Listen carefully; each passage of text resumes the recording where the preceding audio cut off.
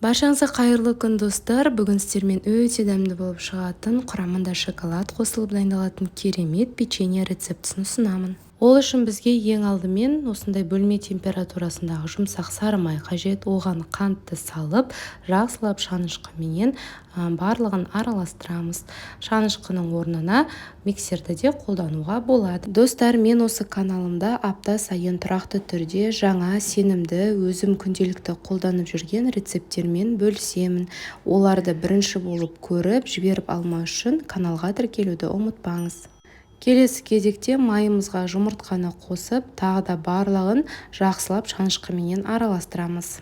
Қажетті ингредиенттердің мөлшерін видео соңында описание бөліміне жазамын. Жұмыртқалы массаға електен өткізілген ұнды бірнеше бөлікке бөліп қосып, оған қопсытқышты саламыз.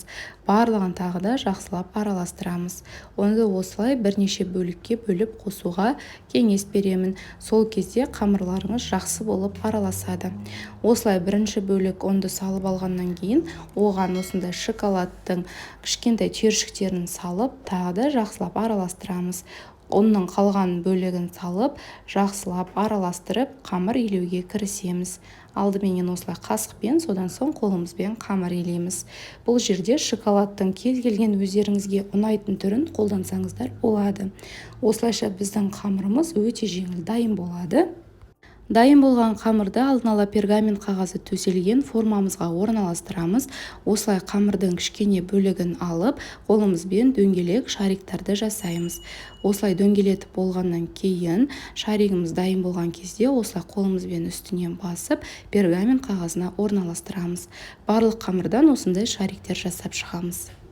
Печеньеларды қалауларыңызша үлкен немесе кішкентай қылдырып жасасаңыздар болады. Ортасын осылай кішкене ашық қалдырамыз. Себебі піскен кезде оның көлемі кішкене ұлғаяды. Енді дайын печеньеларды 160-180 градус аралығында қатты етіп қыздырылған пешімізде шамамен 15-20 минуттай пісіреміз. Беті осылай қызарып, қоңырланған кезде пешімізден шығарып, толықтай суытып, қонақтарға ұсына берсеңіздер болады. Өте керемет дәмді болып шығады. Үйдегі отбасыларыңызға, әсіресе балаларыңызға ұнайтынына сөзсіз сенімдімін.